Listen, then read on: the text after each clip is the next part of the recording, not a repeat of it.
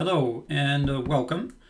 Today I'm going to show you how to use the package Openxlsx.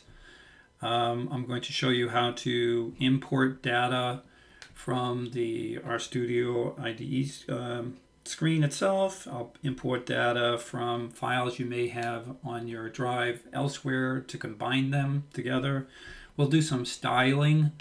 How to center data, highlight data as far as font and color, things of that nature. It's a great package if you're required to use Excel format and multiple tabs. You can do all that from R itself. So if that's what you need to do, stick around. This is a package for you. Okay, so there are a few things that we're going to need for you to install before we get started. If you're not sure about how to install packages, down here when you have the package tab highlighted, you can hit install, and then on the package screen here, the following. If you don't have them, you're going to have to install them first as I go along. Okay, so the first thing I'm going to go to is the library and the Openxlsx package. Hit Control Enter, and here we know that it's in there because you'll see something on this particular screen. Let's see, what else am I going to use? I'm going to use Tidyverse. I find myself using the Tidyverse for everything. It's an automatic with me. The other thing that we're going to have is, and you may not have this, so you will have to install it more like perhaps, is this package called Palmer Penguins. That has a built-in data set, and that is, I think, it. Okay, two of the things we're going to be using is empty cars. This is used by just about everybody who's showing anybody how to do something in R, because it's a built-in package. So it makes it easy for you to sort of play along with it, and you can see the exact same outcome that I'm going to get. And the other one is the Palmer Penguins data set. And within Palmer Penguins, if you just type in penguins, here you're going to see this particular data set. Okay, so those are the two we're going to be using. All right, so when we first get started with the Openslx package, the first thing you're going to create is a workbook. So we're going to say create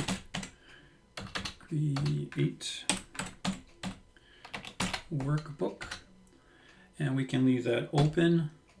We're going to use this operator. I like going that way.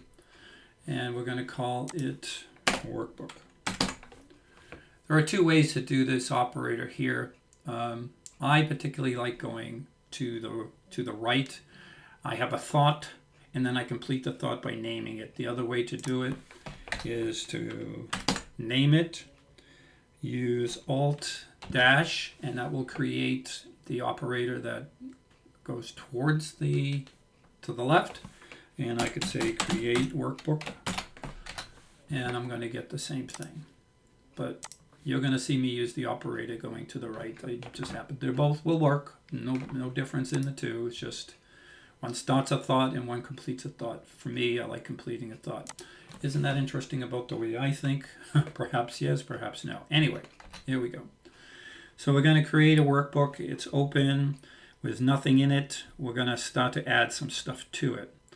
So the first thing we're going to do is we're going to add a worksheet, and in that worksheet we're going to create that worksheet, and we're going to put it in this thing that we just created called workbook, and we're going to put some data in there. But I haven't done any data yet, so let's use the empty cars package, and I'm going to hit Shift M, and that's going to put in the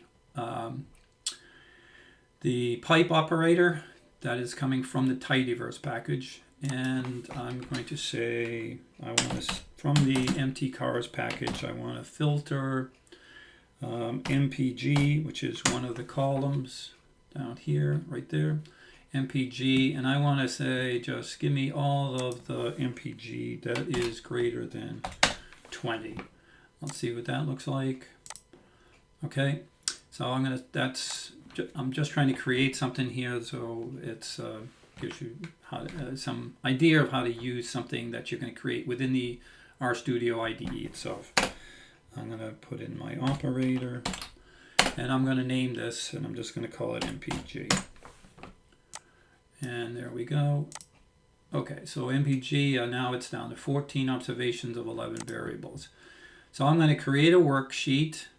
I'm going to call it, I'm going to use parentheses around that. I'm going to call this worksheet MPG. And that's it. Created a worksheet called MPG. If you notice, I'm hitting run, and I do that because I want to make sure there's nothing wrong with it. I hit it twice. If I hit this again, it's going to tell me the same thing, that it already exists. Right, it does already exist. That's fine. I did it the first time. I had no problems. All right, so I added a worksheet. Now I've got to write some data to that worksheet. And that worksheet is in a thing called WB. It is called, the name of the worksheet, which I just named, is right there. I'm going to name that worksheet MPG. And where am I getting this information from? I'm getting this information from the data frame that I did create up here, which I filtered out and called it MPG. So MPG. And let's hit enter, run. Okay, nothing happened, which is great. All right, so now I'm going to, I have a workbook. I have a worksheet that's called MPG. I should have just populated that worksheet with the information from the up here, called with the information of filtered MPG greater than 20. And now I want to save it. Save my workbook. And I'm going to save this workbook called WB. And I name the file. What am I going to call this thing wherever I save it to? And let's call this trial, and then .xlsx. And there's going to be something I could use here. I'm just going to put it in now. We're going to say overwrite equals true. The reason why you want to put that on there is it gives the opportunity to go back multiple times to inspect how your sheet is progressing without giving you errors. So now I just got to figure out where I'm sending this to. So let's go to session, set working directory. I'm going to set the working directory as the desktop. Now I'm going to hit open. Okay, so this should save this file to the desktop. And let's hit run. I'll hit it all. I'll cover it all like that and hit run. I got no errors down there. Let's go see it. So there it is, called trial. My sheet is called MPG. That's the 14 rows of data, and that's fine. Okay, good job. Nice. Okay, so let's go back. Whoops. Let's go back here. That before, I might as well tell you now, there's another guy that has some information out there. His name is Mark Gingras. He does a great job. He also, after you finish watching me, you either have watched him already or you maybe want to. He does a lot of good stuff with XLSX package 2. So I have no problems giving a shout out to him because he does a really nice job. And sometimes it's just in the method of presentation. Sometimes my style might work for somebody, his style might work for another. All right, so let's go back here. I want to bring in some data that's already in my drive somewhere. It happens that we're going to use that Penguins data set. So let's bring that in. So I've got to go find that. So let's go to my drive down here. I've got it in a file called Openslx here. That's where I've saved it. And there it is penguins. Now how I do that is I'm going to hit the shift button. I'm going to hit right click. And it's going to say copy as a path. So let's copy as a path. There's my data from penguins. And I'm going to, within the Openslx package is a read right here. You can see it, the XLSX file function is in there. Let's hit that, and I'm going to hit Control V, and I'm going to copy that there. Unfortunately, this is R, it won't recognize this unless I put double backslashes here. So let's do that. A little tedious, but you're only doing it for a second. And let's just hit that and make sure there it is. There's all the information. There's another, let me just show you, there's another way to do it. Read.xlsx, we'll do it this way. If I want to put in a library up here, read.xl here, and I want to change that from read dash here, you can see this turns it into a tibble, which shortens it up a little easier to read. Both will work. One is no advantage over the other, except I particularly like the tibble version because it makes it easier to read. All right, so I'm going to call this something. Let's call it penguins. And boom, and there it is, 344 observations of 8 variables. Good. All right, so now I've got a workbook that's created. I'm going to add a worksheet to the workbook. So I'm going to add worksheet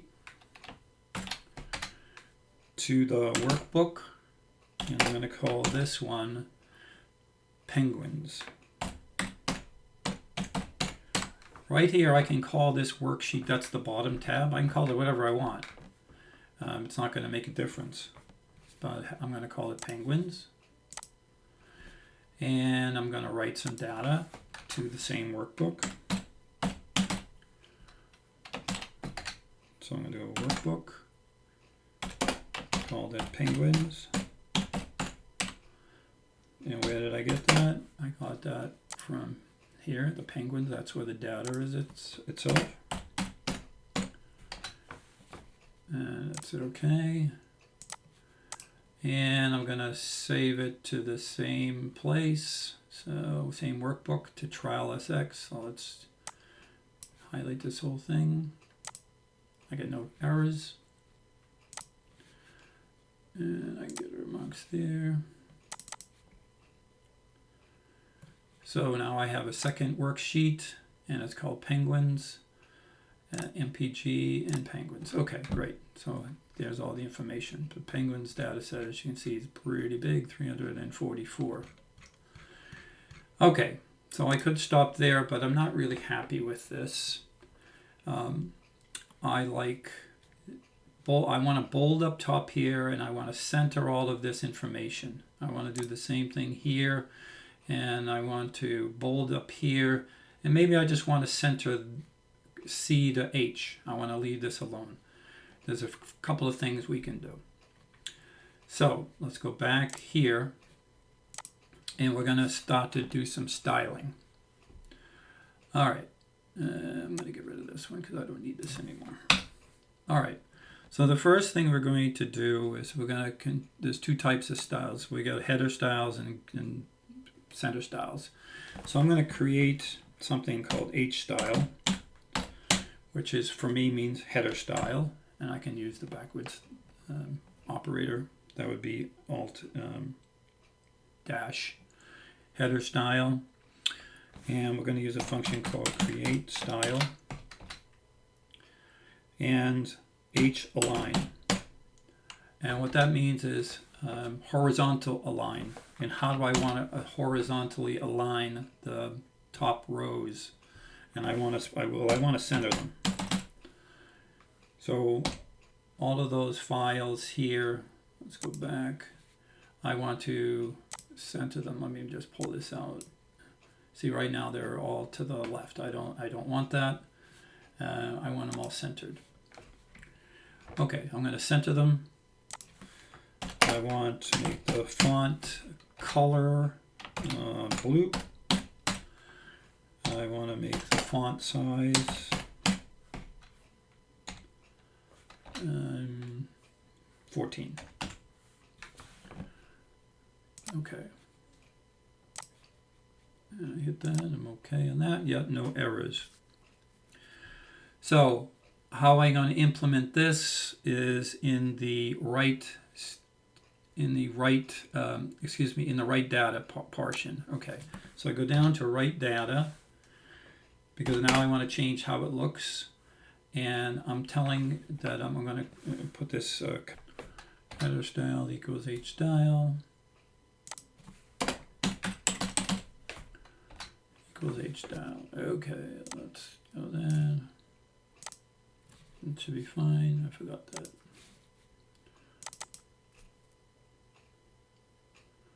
Okay, so now I've got that is going to be centered. If I pull this apart a little bit, you'll see that it is centered, and so forth and so on. Good. All right, bigger blue and in the center. But I'm not done. I want to center the data. So the data itself is not centered, and I don't like it that way. So I want to create a center style. So I'm going to go over here, and I'm going to say C style stands for center style. And I'm basically just going to grab this here. Cut and paste, put a finger on there. And so I have to add a style to this particular one if I want to start messing around with the data inside of the rows. So let's take care of that. I got that, and I want to add a style. Add a style to the workbook and MPG and MPG, and I want to put this thing called C style, which I've just created, and now I've got to tell it what I want to do with it. So I want to go with rows 1, 2, 3, well, all the rows, and from 2 down. All the columns rather, and from 2 down. So the way I handle that usually is I just give it some massive number. So rows equals 2 to 2000, and columns equals 1 to 100. And then I need to put this in there or it's not going to work. Grid expand equals true. And make sure you hit that. That's everything working all right there. And error in style. Style argument must be a style object. Okay, so the style object. C style.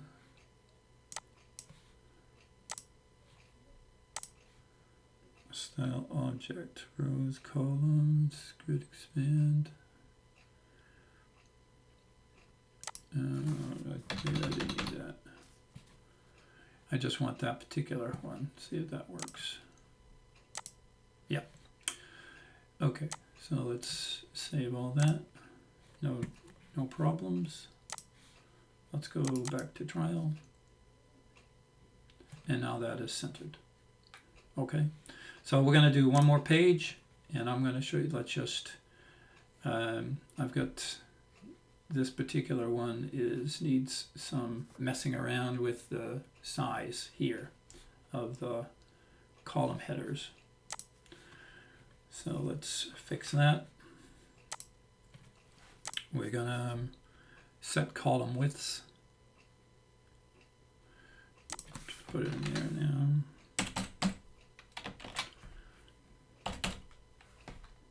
Column widths in the workbook, penguins.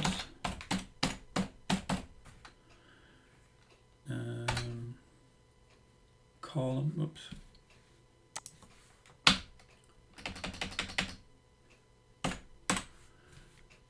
All right, it says go to there, penguins. And what am I looking to do? Columns equals 1 to the number of columns where in penguins.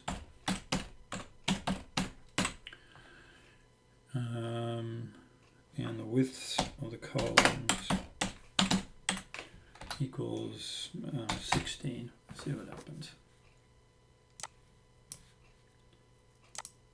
No errors. Trial. Let's go to penguins. I need them bigger than that, so let's set from 2, 3, 4, 5, and 6. Let's go back to here. Let's see, let's call that 20. Control A, run.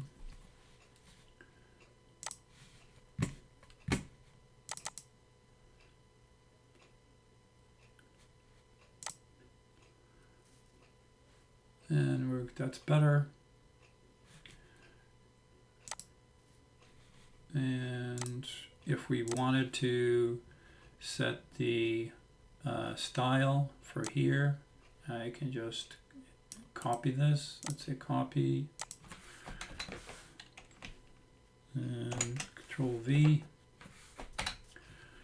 And I want to change that to penguins. And that should be true. Control A, hit run. Let's go back and look.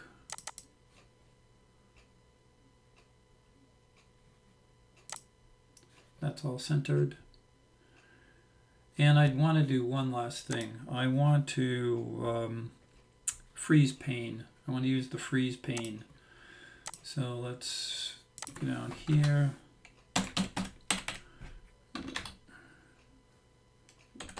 Use pane and WB and the penguins because that's a pretty big data set. And let's go first row. Just first. Yeah, first row equals true.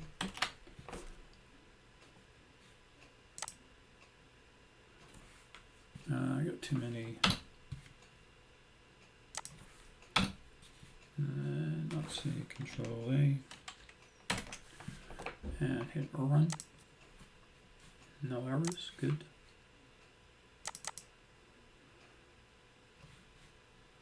Penguins, you can see now everything is, and I can do the freeze pane. And off I go.